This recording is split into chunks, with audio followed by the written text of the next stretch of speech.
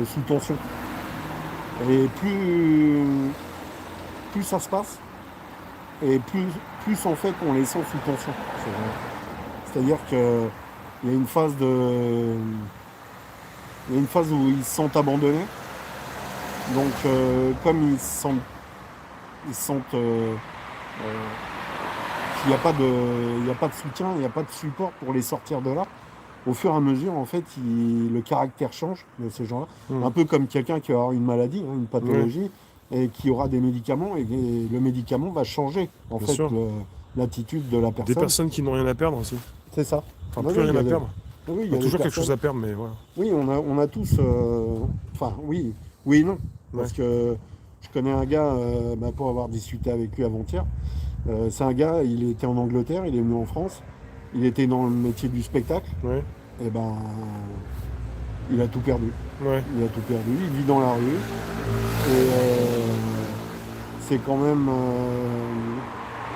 Enfin, c'est impressionnant de se dire que ces gens-là, en fait. Alors lui, s'il rentre chez lui, il va se taper 40 jours de quarantaine, Ouais. enfin 15 jours de quarantaine, parce que c'est comme ça que ça doit se passer. Donc il ne peut pas prendre l'avion, il ne peut pas rentrer chez lui, il reste en France. Du coup, on va dire, il est un peu pris au piège. Mm. Et donc je pense que le confinement a piégé des gens. Ouais. Piégé du monde. C'est une catastrophe pour tous ceux qui se retrouvent à la rue déjà. C'est ça. Déjà. Ça, en fait. Les gens qui n'ont pas pu rentrer chez eux et qui en fait se sont retrouvés. Ah, coincés en France, tu veux dire, les étrangers? Oui, bien sûr. Il y a beaucoup d'étrangers qui se sont retrouvés coincés en France Oui. à cause de ça. Mais on n'en parle pas. Ouais. Personne n'en parle. Ouais. Il faut surtout pas en parler en fait. Parce que sinon, ça voudrait dire qu'on se pose la question. Et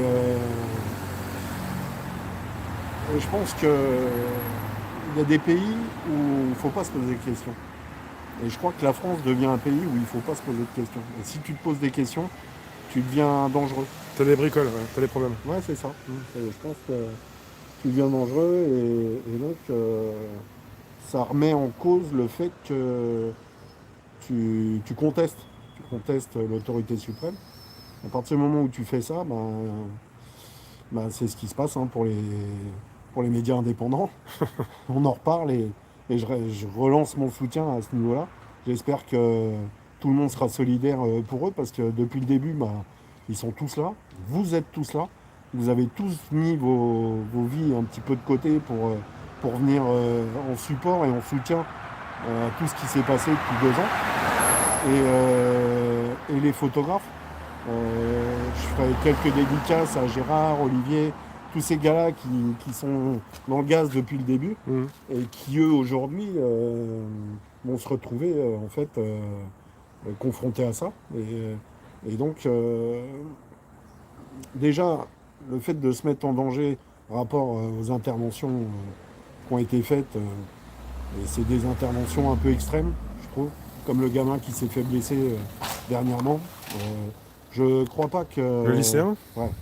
Je crois pas que ce soit une solution de tirer dans la tête de quelqu'un.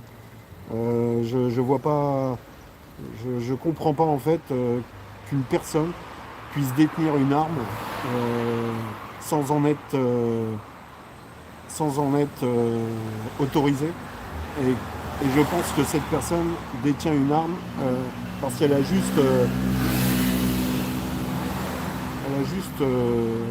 Eu la formation, mais je ne crois pas qu'elle a eu la formation mentale. Elle a eu la formation technique, mais elle n'a pas eu la formation mentale pour utiliser une arme comme ça.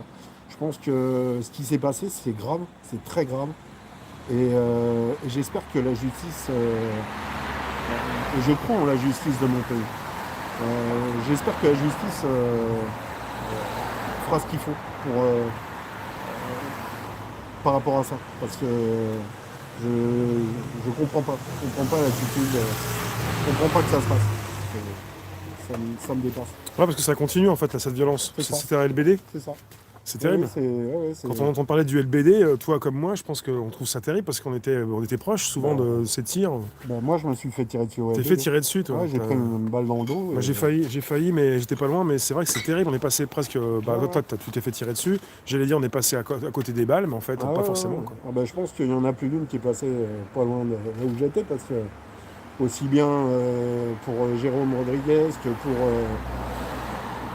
le journaliste turc et bien d'autres que j'ai